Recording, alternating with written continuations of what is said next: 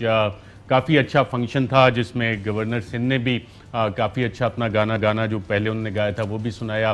दीगर musical performance काफ़ी अच्छी थी। जो हुकूमती कारकर्दगी के हवाले से इतने अहम अच्छे ऐलानात हुए उससे आप यकीनन इम्प्रेस होंगे आज। बिस्मिल्लाहिर्रहमानिर्रहीम। देखिए, बात यह है कि ये सुनते सुनते तो अब आपको याद होगा कि सबसे पहले हमने सुना था 100 दिन का प्लान, फिर उसके बाद हमने सुना था कि ये पूरा पाकिस्तान 90 दिन में कैसे बदलेगा, किस तरह इंसाफ की नहरें बहेंगी, किस तरह यहाँ पर घर बनेंगे, किस तरह लोग डॉलर लेकर आएंगे, किस तरह टैक्स इकट्ठा होगा। और आपको याद है वो बुलंदोबाग दावे, और खुसूसन आप तो बड़े फैक्ट्स और फिगर के साथ प्रोग्राम करते हैं। वो टैक्स कलेक्शन के 8,000 अरब के दावे, फिर उसके बाद बाहर से डॉलर किस तरह आएंगे, फिर किस तरह यहाँ सारा कुछ रिफॉर्म। मैं तो चंद चीजें आपको गिनवा देता हूं। मुझे कोई 3 साल में अरशद शरीफ साहब एक रिफॉर्म गिनवा दें, वो मुझे रिफॉर्म गिनवा दे एफबीआर में, वो मुझे रिफॉर्म गिनवा दे एनर्जी सेक्टर में। यानी एनर्जी सेक्टर में इनकी नलायकियों की ये इंतहा है कि इस वक्त वो जो डेट है, वो सर्कुलर डेट जिसे हमें ताने दिया करते थे, वो आज 3 गुना बढ़ चुका है। तकरीबन वो 3 गुना ट्रिलियंस में चला गया है। उसके बाद आप एफबीआर की हालत देख लें कि 3 साल में कहां पर आज हम खड़े हैं। उसके बाद रही इंसाफ की बात, गवर्नेंस की बात। सो गवर्नेंस की जो है वो आपको एग्जांपल्स, अगर मैं तो हैरान हूं कि जिस आदमी के पास वसीम अकरम प्लस या जिसको क्या कहते हैं ये सीएम पंजाब बुजदार साहब सबसे अच्छे नजर आते हो, तो उसका मेरा मतलब उसका क्राइटेरिया हमें तो बताया गया था कि इस मुल्क में इस तरह लोग right man for the right job होगा। उसकी अपॉइंटमेंट्स लगता था कि जैसे दुनिया में मल्टीनेशनल सीईओज की होती हैं, पंजाब जो कि आधा पाकिस्तान है उसके तो लाने के लिए बुजदार है। जो वजीर खजाना जिसने लोगों की रोटी पानी और रोजगार और इकोनॉमी जिससे हर चीज जुड़ी हुई है, वो उसमें हम 5 उसको चेंज कर चुके हैं। 6 एफबीआर के चेयरमैन चेंज कर चुके हैं। मैं आपको लिस्ट दे देता हूं। बिल्कुल ठीक है। आपने ये जो 6 पॉइंट्स रेज किए हैं, अभी इस पे उस्मान डार साहब से पूछ लेते हैं। अपोजिशन बड़ी जमात है, तलाल चौधरी साहब ने कहा FBR, energy sector, governance, Wasim Akram plus, वजीर खजाना आपने इतने तब्दील कर दिए, किधर रिफॉर्म किया? जो बुनियादी सवाल है उनका। देखें, अपोजिशन तो पहले भी पॉलिटिक्स करती रही है। 3 सालों में कभी किसी चीज़ का इन्होंने क्रेडिट दिया? मुल्क की मुईशत दिवालिया में छोड़ के हमारे 9 अरब डॉलर थे, अल्हम्दुलिल्लाह 23-24 अरब डॉलर पे पहुंच चुके हैं। बड़ी एक लंबी फ्रेज है, लेकिन मैं आज बिल्कुल डिफरेंट आपसे बात करूंगा, इसलिए कि जो हमारी परफॉर्मेंस थी 3 सालों में, प्राइम मिनिस्टर ने भी बताई, मुख्तलिफ टॉक शोज़ में भी बात करते रहे। जो असल काबिल ज़िक्र बात है अरशद, वो ये है कि अल्हम्दुलिल्लाह कम से कम हमारी हुकूमत ने एक प्रेसिडेंट सेट किया है।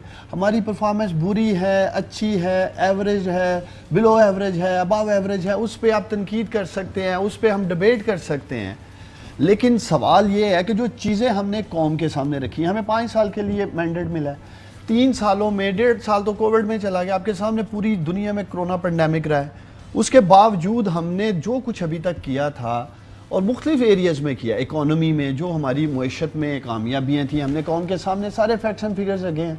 वो आज डिबेट करें तलाल साहब कि यहाँ ये झूठ बोला है, हमने ये निशानदेही अपोजिशन करें यहाँ का। अच्छा, फिर अगर आपकी भी डिमांड है और तलाल साहब में आप दोनों क्योंकि एक सेकंड मैं एक बात उन दोनों की मैं डिमांड पूरी करने लगा था। मैं कंप्लीट कर लूँ, फिर आपके जवाब देने हम आते हैं यहाँ। फिर हमने कुछ फ्लैगशिप प्रोग्राम शुरू किए हैं, सास की बात की है, कामयाब जवान की बात की है, हेल्थ कार्ड की बात की है, लो कॉस्ट हाउसिंग की बात की है, जिनके समरात आवाम तक पहुंचना शुरू हो गए हैं। रिकवरी की तरफ हम जा रहे हैं।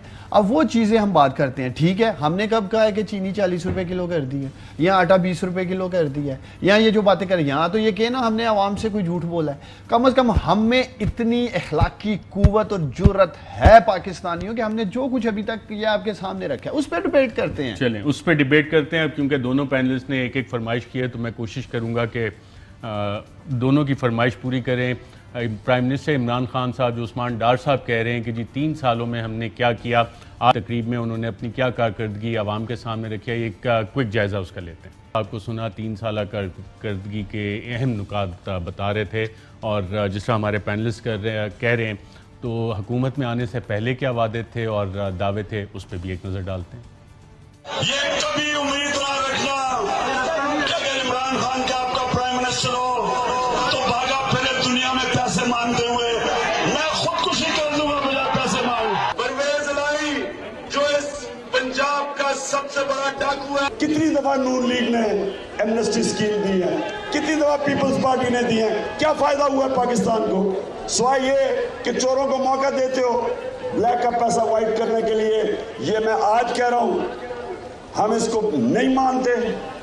इंशाल्लाह हमारी हुकूमत आएगी, हम उन सबको इन्वेस्टिगेट करेंगे जिनको तुमने ब्लैक का पैसा वाइट करने का मौका दिया है। हमारी गवर्नमेंट फैसला करेगी कि हमने प्राइम मिनिस्टर हाउस का क्या करना है।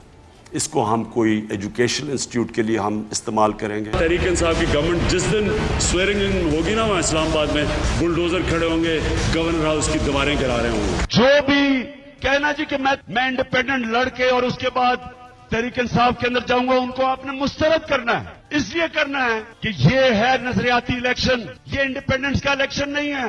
तहरीक इंसाफ में आने की कोशिश ना करना, आपकी जगह नहीं होगी तहरीक इंसाफ में अगर आप जीत भी। पेशावर के लोग फैसला करेंगे कि उनको मेट्रो चाहिए या उन्होंने अपना सीवरेज सिस्टम ठीक करना है, ये पेशावर के लोग फैसला करेंगे।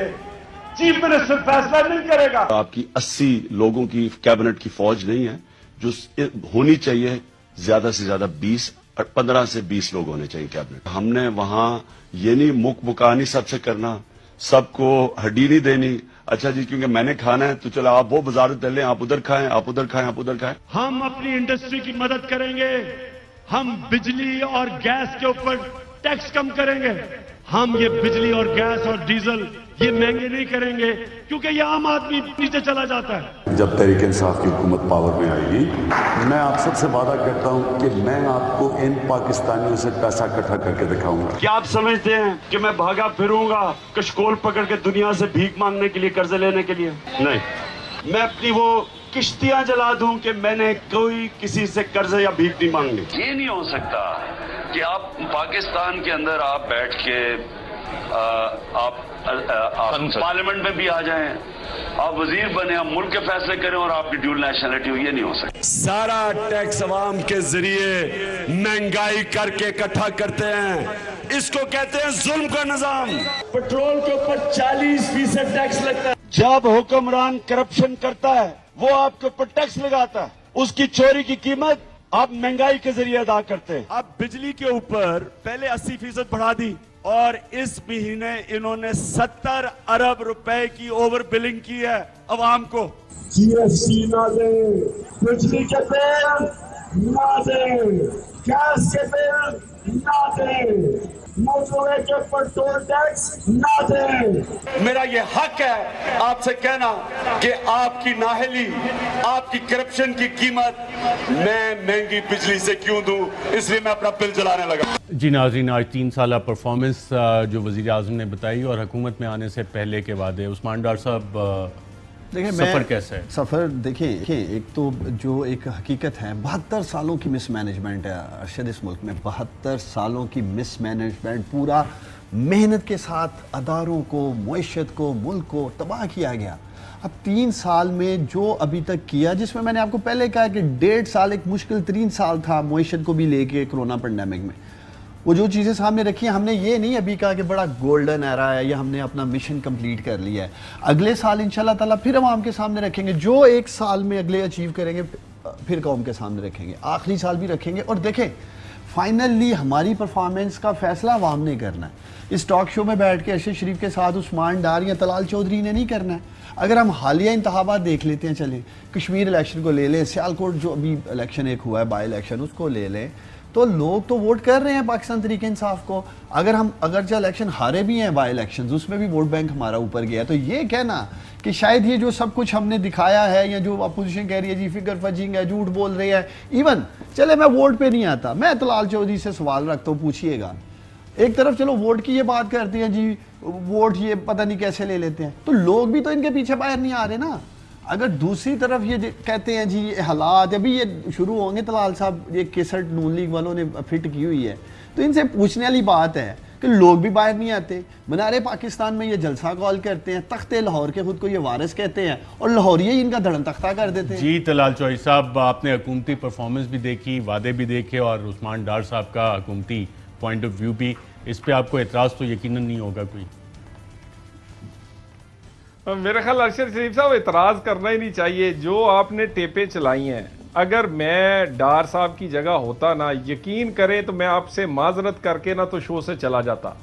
यानी पता नहीं ये लोग किस तरह, मेरा मतलब है इस कदर झूठ बोले हुए, फ्रेब। यकीन करें वो जो अताई डॉक्टर है ना, जिन्होंने प्रोफेसर डॉक्टर लिखा होता है, वो उस तरह के ये लोग थे। इन्हें आता जाता था कुछ नहीं, इन्होंने अपने आप को पोज किया कि ये जैसे बहुत बड़ी इनके पास टीम है, पता नहीं हमने इन्होंने मुल्क को किस तरह आके चेंज कर देना है, और आके बेड़ा गर्क कर दिया। वो पाकिस्तान जो 5.8 पे था मईशत, दुनिया की बेहतरीन स्टॉक एक्सचेंज थी, महंगाई कम थी, आज हालत यह है कि वर्ल्ड कप इमरान खान के पास सिर्फ क्रिकेट का नहीं है, महंगाई का भी है। वर्ल्ड कप आज उसके पास मईशत का बेड़ा गर्क करने का भी है। आज सबसे ज्यादा आटा और चीनी 70 साल में जितने हुए उससे 2 से 3 गुना किए सिर्फ इस 3 साल में। उसके बाद मेरी गुजारिश ये है, आप आज भी कह रहे हैं कि हमने कौम के सामने बड़ा अच्छा काम किया है। क्या अच्छा काम किया? कौम का बेड़ा गर्क कर दिया 3 साल में। 3 साल में आपने इस काबिल नहीं किया कि गरीब अब उठ के चल सके। फिर कहते हैं इनके पीछे लोग नहीं बाहर आ रहे।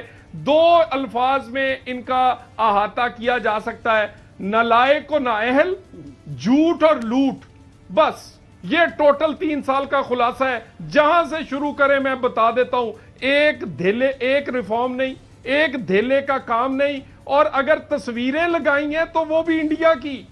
यानी अरशद शरीफ साहब मुझे ये बताएं, यानी इंडियन एजेंट तो हम हैं, कलभूषण हमने लेके आए थे, वो जंदाल हम लेके आए थे, मोदी हमारा दोस्त था, इंडियन तो सारे नून लीग के थे। वो आज जो वो बड़ी बड़ी तस्वीरें वहां चलाई हैं जहां खान साहब बड़े खुश हो रहे थे, वो इंडिया की। और तस्वीरें तो इधर खर्चवा लेते, फोटोशूट ही इधर करवा लेते।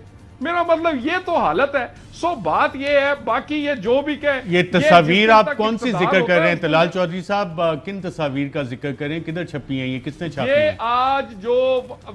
आज जो प्रेजेंटेशन और जो इन्होंने छापी, जो वो किताबचा दिया, मैं आपको भी भेज रहा हूं, उसका लिंक भी आपको भेज रहे हैं। वो इंडियन वहां से वेबसाइट से उठवाई गई है। यानी कम से कम तस्वीर, यानी वो जो किसान की तस्वीर है, वो इंडियन किसान की तस्वीर उठा के यहाँ पे छापी है। तो इंफॉर्मेशन मिनिस्ट्री ने छापी होगी। तस्वीरें भेज रहा हूं। इंफॉर्मेशन मिनिस्ट्री आजकल मसरूफ है ना पीएमडीए लाने पे, तो हो सकता है वो easily image click capture Indian website से मिल गई होंगी। चलें एक वक्फा लेते हैं यहाँ पे नाज़रीन। वक्फे के बाद जब दोबारा हुकूमत में आएंगे तो हुकूमत से पहले की हमने चीज़ें बताई, आज 3 साल में क्या हुआ। हुकूमत के फ़ौरन बाद आने के बाद जो एक तब्दीली आई थी और नए जो दावे किए गए थे वो क्या थे, उस पर भी बात करेंगे एक वक्फे के बाद। अहम तरीन खबरें अब एक क्लिक की दूरी पर। हर लम्हा बाखबर रहने के लिए सब्सक्राइब करें हमारा YouTube चैनल। अपने मोबाइल फोन से मुल्की और बैनुल-अक़वामी अहम खबरों तक रसाई के लिए डाउनलोड कीजिए मोबाइल ऐप। बामसूख जराए से मुसद्दिका खबरों, तज्जियों और तबसरों से मुस्तफीद होने के लिए विजिट कीजिए पाकिस्तान की सबसे बड़ी न्यूज वेबसाइट। ARY न्यूज पहुंचा रहा है खबरें सबसे पहले आप तक, ताकि आप रहें हर लम्हा बाखबर।